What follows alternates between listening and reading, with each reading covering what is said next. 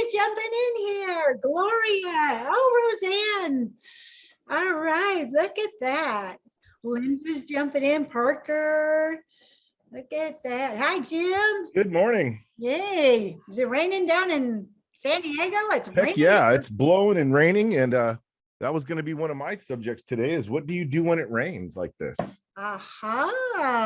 Oh, I like the topic. Yay.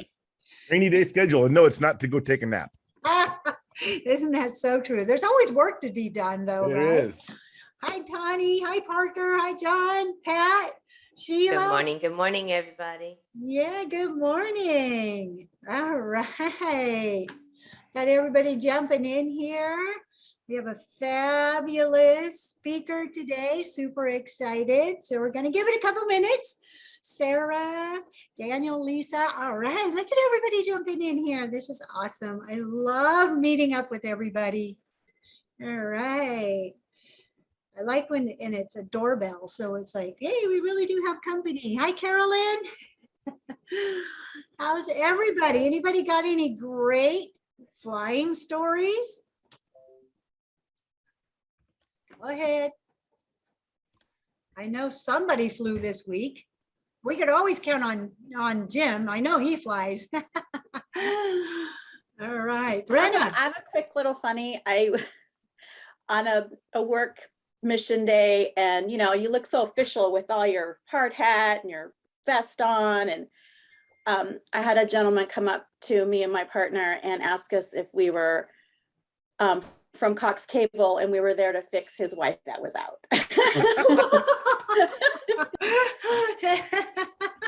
Excellent. And you had to say, unfortunately, no. No, my partner Wendy was kind of a little snarky. She said, yeah, for $50 I'll put you at the top of the list. There you go. Well, that's an entrepreneur right there. Always got to make money, right? All right, still letting a few people in here. So good to see everybody. I love our Tuesday mornings. They're super exciting. We do actually next week we'll have our last one for the year. We have a couple of giveaways that we're going to be doing. It's all about learning and education that we'll be doing some giveaways here. So you want to make sure that you join us next week. Have a couple of really cool books on the horizon that we're going to be giving away. So with that, I would like to go ahead and segue over. Looks like we have pretty much everybody's jumped on here. I would like to segue over to our amazing guest speaker today. And we have Erica Cooley with Aloft. She has said that she was going to be joining us today and sharing about the program. And I got a little sneak peek of what she has to present, and I'm pretty excited. So Erica, thank you for joining us. Awesome. Hi, Desi. Thank you. And thanks everyone for joining and having me on Women in Drones Coffee Connections this morning. So a little bit about myself. I am a Part 107 since 2017. Started flying orthomosaics for a few gravel mines. I live in Washington State in the Seattle area. And then about a little under 2 years ago, I joined the Aloft team as their content marketing manager. I've been in the content marketing space for about 10 years, you know, everything from email marketing to content management systems, website design, things like that. So yeah, without further ado, I'm going to share my screen, start my presentation.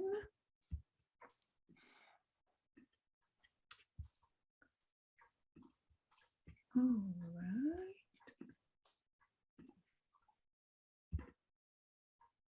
All righty. Can everybody see my screen? Okay, awesome. So today I'm really excited to talk with you guys about how to use the Notify and Fly feature on the FAA's Before You Fly app. So just a little background about Aloft. the company that I work for. We were formerly known as Kitty Hawk. So in case that name resonates with people, about 7 months ago, we changed our name to Aloft. And we are the market leader in drone aerospace and UTM technologies. So we have our enterprise solution, which is called Air Control, and that is a platform that's used for scaling UAS programs for fleet management, flight ops, and then really focusing on security and compliance in one single data record. Some of our customers are Boeing, Travelers Insurance, Shell, but then we power the FAA's Before You Fly app, which is an exclusive partnership that we've had with them. We relaunched their app in summer of 2019. Since relaunching their app, it's been really well received. It's the most widely used UAS software platform currently. And currently we are also a USS, so a UAS service supplier for Lance, so for operations in controlled airspace. And we are currently processing 75% of all the Lance authorizations that come through that system in the US. So moving on to our new feature, which is Notify and Fly, that we launched at Commercial UAV Expo in August. And Notify and Fly is a really awesome feature. So in summer of near the end of 2020, we actually released a crowdsourcing feature on the Before You Fly app. And what that did is it allowed people to flag airspace advisories that might have inaccuracies, or say, hey, this is actually an airport or an area that is restricted for drone operations. And that feature was super well received by the Before You Fly community. We've received thousands of submissions since launching that. But what was super interesting is we noticed as a team when we were analyzing the submissions we received, that about 50% of the submissions every single month were people actually announcing their flight activity in uncontrolled airspace. So not a required not a required behavior that drone pilots had to do, but people just wanted to let the general public or the UAS community know that they were flying in that airspace during specific times. So this kind of led to the inception of developing and working on the idea of Notify and Fly. So Notify and Fly is specifically for uncontrolled airspace. So it is not a replacement for Lance for controlled airspace. But what it allows you to do is to announce that you will be flying for a period of time. Right now it's a 60-minute window in uncontrolled airspace. And after I go through my slides, I will demo how to submit that. But the really cool thing is it's for any type of UAS users. So from the hobbyists to commercial pilots to first responders, government agencies can use it to draw further situational awareness on the map and Before You Fly. So this is just a fun little visual that since we launched in August, we have received about 13,500 Notify and Fly submissions. And this map shows on the East Coast, it shows where the blue circles are controlled airspace. So you have your grids where Lance would be applied for, but then all the red dots are actually Notify and Fly submissions that are there. And so I'll click on that, can kind of zoom in, see there's a lot of activity, people just really wanting to announce, their operations. And a cool way to think about this is it's kind of a precursor to remote ID, which will be coming down in the next few years. And it's showing people are open and receptive, especially with this. This is fully anonymous currently. And so you're able to keep your privacy and keep your anonymity while also making the airspace safer, because people will know that there's potentially operations going on in that area when they go to fly. And then this also is another graphic that gives a visual on where the highest number of Notify and Fly submissions have come from. Currently, the top state is California, then followed by Texas and Florida. And yeah, just kind of interesting to see around the country where the most activity is occurring for the Notify and Fly submissions. Awesome. And with that, I'm gonna pull up a different screen so that I can demo what the what it looks like to submit a Notify and Fly.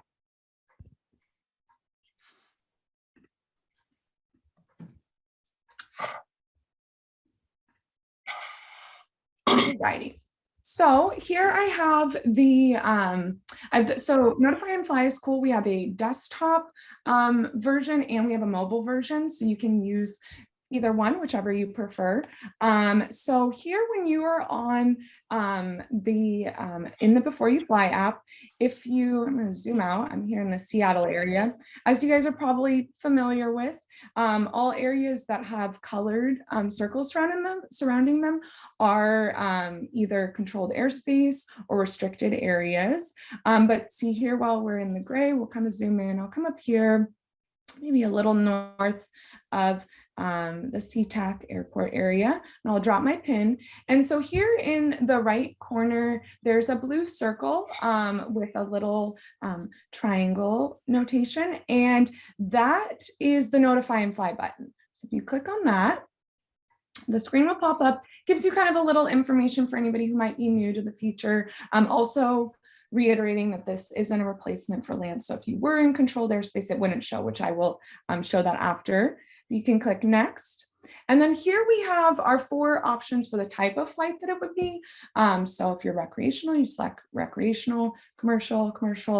But what's also interesting is one of the main ideas we had for this feature was using it for first responders as well, so that they could let people know when they're in the area and potentially doing life-saving activities, fighting fires, things like that. They could use that, and then UAS pilots could know, okay, definitely don't want to be flying in that area right now. But right now we'll do a commercial. When you go file flight. And currently the interface is auto set for the time that you are currently submitting. So your start time would be at the moment that you're submitting your Notify and Fly. And the duration is 60 minutes. And then you get up to the ceiling, which would be, when you're in uncontrolled airspace, would be up to 400 feet. And then it'll say the type. So we'll go file flight. Awesome. And so now when we zoom in here, and I'll go in on the desktop as well, you see that there's a blue circle surrounding my pin now. When I go up here, there is, under the airspace advisory bar, there is drone flight area, and you can see it's given an anonymous ID, and then it gives that same information. So we'll come here on the desktop and we'll zoom out. Come up here, and there we go, nifty. You can see that where I submitted is there on desktop as well. And the same information is reflected on both desktop and mobile devices. So yeah, and then I thought I would also give an example of just showing that, here, we'll move my pin a little bit. And so we can go through the same process. Let's say I'm a first responder and I want to submit a Notify and Fly for the hour that we'll be operating in that area. Go file, and then there you go. Now both would show. And so the same would show if somebody else other than me had submitted, and then I would know, okay, in this specific neighborhood, there may be UAS operations, so I should watch out while I'm operating for other operators in the area. And then really quick, just to show, so if I click over into controlled airspace here, you'll see that this, the button changes, that blue button in the corner, and it actually changes to get lands, which is a great feature, letting people know that Notify and Fly is just for uncontrolled airspace. And then when you are in controlled airspace, you would need to apply for lands if you would like to operate in that area. Yeah. So I think that was generally what I had put together. And just if there's any questions, happy to go over any of the demos, open up any of the slides anymore. And I will just pull up this last slide again, because that has our email and website. And then also I want to say, if there's any questions for Before You Fly or Notify and Fly, you can always email Before You Fly at aloft.ai. And that's where we file through all of our Before You Fly questions. Someone will usually get back to you quite quickly. Well, I love all the stats that you provided. That's fantastic. So there's quite a bit of chat going on. I don't know. Oh, if okay. you're able to Yes. see some of that going on in there.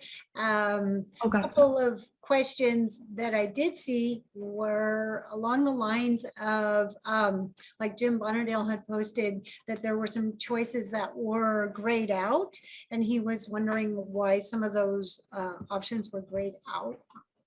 Oh, on the on Notify and Fly. Yes. Gotcha. So currently it's blue when you have selected the option, and the gray options are just the unselected. So you can select any of those four. Here, I will see.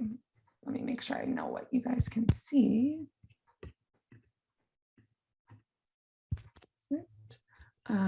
Okay, can you see my phone again? Yes. Okay, perfect. So currently I have recreational selected. If I select commercial, it turns blue and the rest are gray. So that gray is just a visual to let you know which ones are unselected and which ones are selected. So yeah. Gotcha. Great question. Yes, yes, yes. So a couple other questions popping in here as well. If someone else is using a different paid version of the Lance app, do you recommend using this one as well? Or in addition to this one being in the uncontrolled airspace is a little bit different. Yeah, so if you do have an older version of the Before You Fly app, you will need to update it to get that Notify and Fly feature to appear. It may have already auto updated since this update was released in August. So there's a chance if you have auto updates that it will have. But if you, if you use any other USS provider for Lance, you can still use the Before You Fly app for, situational awareness, flight planning, things like that. Then when you're in controlled airspace, you can use your app for applying for Lance, and then use Notify and Fly on the Before You Fly app for uncontrolled airspace for better situational awareness. So I think that kind of took in what Chad was asking. Chad, if that didn't clarify your question there as well, the difference between the Before You Fly and the Aloft app, just pop something into the chat there and let us know. If anybody has any questions, and maybe even questions as far as actually using the app or setting up the app or anything like that, feel free to pop those into the chat there. Sheila also made a comment in there about she was having some issues a while back with the Before You Fly, and seems like updates are varied and sometimes give her a little bit of trouble. So I guess she's had a little bit of trouble kind of working through those. She has a Samsung phone. I'm an Android user, and so I tend to lean towards Android apps, and sometimes they do get a little wonky, I know. So Johnny asked about, did he miss the part about why Kitty Hawk changed to Aloft? Yeah, so that I would say that was our number one question at Commercial UAV Expo. So I have a good answer for that. Yeah, so their is another I talk believe in the UAS industry.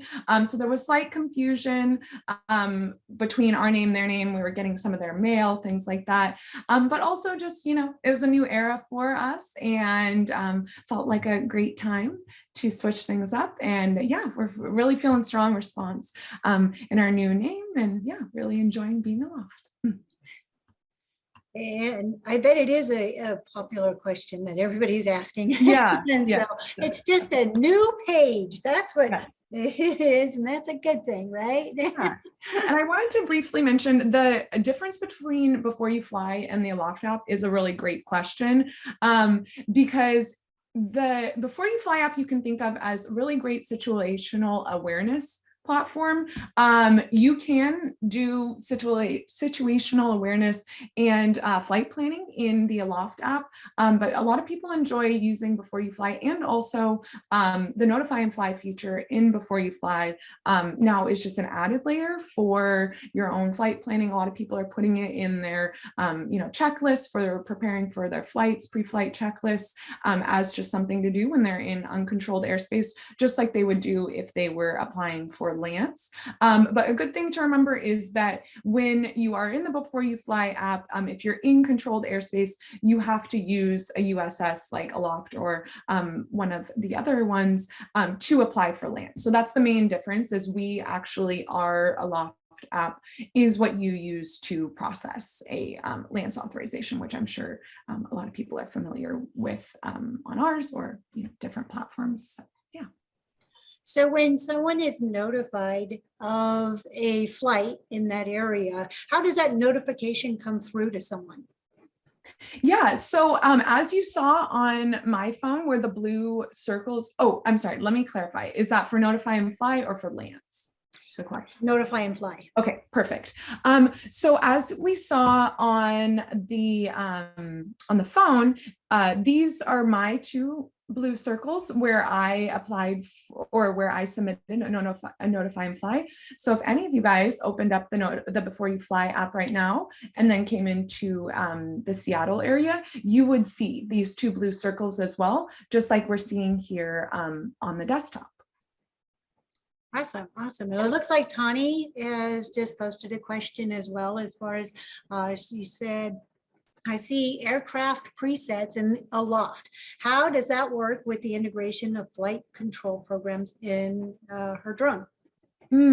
Yes, that is a good question. So in terms of you're using, I'm assuming she's using the like free Aloft platform. And so I think on presets, it's to do with are you using the like making automated maps in So I haven't actually used it with the upgrade. I was just kind of trying to go through and familiarize myself with some of the features that had been built in. Yes, I am using the free platform, but when I go into the configuration, like it just seems to offer a lot of settings in the option to control settings that I would normally set in my DJI Fly or my Go4 app. So I'm wondering if that is for a specific purpose, or does it interact with or override any of those settings? Like what, I guess, what's the intended use of that portion of the system? Yeah, so I may not be the best person to ask about this, but I do think that they should correspond to your DJI Fly, depending on which DJI drone that you use, and you should be able to fly using those presets in the Aloft app. I have flown I have a Phantom and a Mavic 2 in the Aloft app, so you should be able to do that. Yeah, and like you can also make maps. The automated maps are pretty fun. I've used some other automated mapping software in the past, and they're pretty similar and interesting overlap in terms of like waypoints and things like that. Thank you. Yeah, great question. Thanks. And Jim has asked about, can we get Google Earth type satellite image for this type of planning? Oh, so is that question specifically, I think it's called like KPIs, like downloading Google Earth files and then uploading them in. Okay.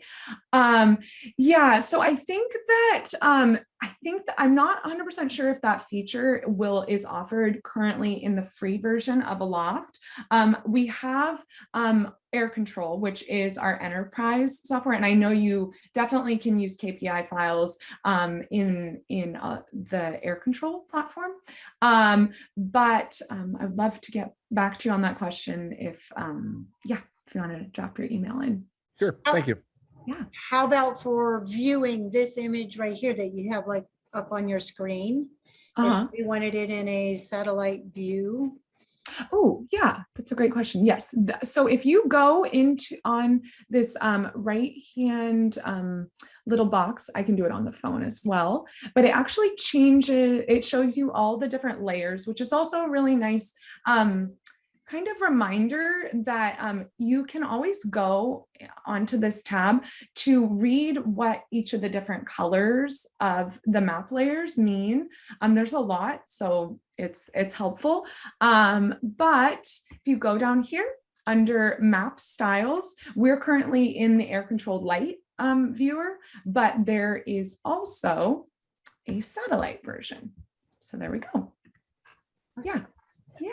So now we are viewing everything in satellite, which is great. I actually use this when I'll have flights that are in pretty populated areas, just to kind of get an idea of the terrain around, whether there's schools, fire stations, things like that, just so you know the area. But yeah, and then let me change it in the mobile app. So when you're in the mobile app, it's the same UI. You click up here. You can see all the different map layers, and then click satellite. And there we go. Now both are satellite. Yeah. And I wanted to mention really quick about the map layers. We do have a YouTube channel, and we also have our website where we have our blog, which is aloft.ai/news. And we release a lot of information on our blog and our YouTube channel pertaining to FAA compliance and just safety in general of tips. And we have a blog on the map layers giving a lot of information on, we get a lot of questions on small airports, municipal airports. Do you need LANs there? And that's a major point of confusion. And the answer is no, you don't. But there's also, some recommendations of precautions that you should take while operating, in an area where there might be small planes. So just wanted to mention that there's some good resources that could be helpful for people if they're looking for more information. Good tip. Also, you had mentioned that you can set this flight up for an hour time frame. Yeah. So is it possible, or do you anticipate in the future having longer time frames available? Yes. Yeah. So there is a lot of exciting stuff coming out in 2022, a lot in the works currently for improving the notifications, improving the submission process for Notify and Fly. And yes, added information, being able to pre-schedule your Notify and Fly so they wouldn't have to happen, right in the moment that you're doing, which can be, maybe a little bit of a challenge when you're already, trying to get your drone up in the air, get your insurance, things like that. So yes, lots of exciting stuff to come in terms of, improvements to that system. But right now, the recommendation would be if you needed to fly for more than an hour, it would just be to submit a second one, when you're getting close to that point. But in the future, yes. What a great tool. Yeah. So Richard also posted either a question or a comment in here about, I'm a recreational drone pilot and a licensed SEL and instrument rated pilot looking for VFR maps to, as it appears on Aloft, could include more info in an area like the national wildlife. Is that part of what you're thinking of the future is being on there, or is that part of the options that were under like the satellite screen? Oh, I so love this feedback. This I will drop a link in the chat for our data submission. So let me actually show you guys what that looks like. So that was the feature that I was talking about that we released at the end of 2020, which is our data submission forms, and specifically things like, you know, national forests, wildlife reserves, things like that are really great to submit with as much information and detail as you can. And those are things that we are actively working on updating. So we actually had all of San Francisco's parks added to the maps. We worked with the city of San Francisco about a year ago, and that was a huge improvement because they have restrictions for all the parks that are in the San Francisco area, restricted drone flying, and so that should be reflected in the map to give people, you know, the most accurate and updated information. So yes, submitting those at any time is so wonderful, and something that we really appreciate. So I will go, so we can just, let's say there's one here. And if you open up the notification, the airspace notification bars, you'll see, you know, all the information of the existing ones. So let's say like this one is the over here. Let me actually click over to like a park or something like that. So let's say this Mercer Slough Blueberry Farm is a restricted area, and it's not reflected here on the map yet, but you know that it is. You've, you know, maybe talked to the owners, and you want to submit data for this location. You would click on this submit data for this location button. And then here is the form. So you can put in all of the information. You do not have to put your name, email, those are not required fields. You're welcome to. But then down here under category is where you would want to start putting the details as to why this area is restricted, you know, the information that you know specifically about this area. So we'll just say this is a, we'll just say this is a local rule. And then here in this, why should this location be added to the Before You Fly app? That's where you'll want to, you know, type out as much information as you have specific to that area. And then it automatically takes the latitude and longitude from the app, put in there. You're welcome to put the street address, and then you just click submit. And then it will send us all that information. And then we'll start working on processing that through our system. And then the only other thing is there's also a flag and airspace advisory. So let's say this Over Lake Hospital EMS one, I feel that it's incorrect. There's something I know about it. You can click this blue question mark, and then you can go flag for review. And then what that is that's just a second form that has similar fields that you would select. And the only thing that's different in this one is that you want to let us know why you're flagging it, what part of the advisory you feel is incorrect. So it could be the location, the ceiling, maybe the ceiling is a different height, timing, accuracy, and relevance. And then, yeah, it gives the automatic information from the app, and then you'll just click submit on that as well. Yeah. So it's a great question. I'm really glad that came. Yeah. Thank you, Richard. Awesome. So what happens if, like, on a day like today here in not so sunny Southern California, we have to cancel it? Oh, that is a great question, Desi. I think as of right now, I don't think we have a cancel feature, but I will talk with our development team and see if that is one of the updates that is rolling down the line, because that is a really good question, especially, yeah, since I would think in the future, since we're doing pre-scheduling of notifying flies as one of the features that will come out in the future, that there most likely would be a cancel option, just kind of like there is in canceling your lands. Like, let's say, yeah, you had applied for lands in advance, then it rains out today, and you can cancel that. So I would think, yeah, that's definitely a feature that's coming, but I'd love to get back to you on that. Awesome, awesome. Well, if anybody has any last minute questions, go ahead and pop those in there and I would like to know, what is your favorite part of the app? Ooh, of the Before You Fly app. Yes. Oh, okay. So I love Notify and Fly. I do think that this is so amazing. It really, especially when we were at the conferences talking with people in person, really resonating, as this is a preview of remote ID. You know, this could be what it looks like when remote ID starts, you know, we see it on the map, really resonated with people. But I would say the data submission, it's super interesting. I help manage some of those submissions and I get notifications for them, and really just seeing how engaged people are in making sure that the map is accurate. They want to make sure that the right information is there, and that, you know, everybody in the airspace is having the most updated information so that they can fly safely in the national airspace. I really think is exciting. And I mean, since we launched that feature, literally thousands of submissions from, you know, just homeowners. Sometimes we get them from people who are not part of the UAS industry as well, which is super interesting. People really just trying to understand why drones might be operating in their area. We received a lot of submissions like during the wildfire season, just people wanting to make sure, you know, there's drone activity in this area and it has to do with the wildfires. Please be safe in your own, you know, recreational and personal operations, so you're not interfering with those.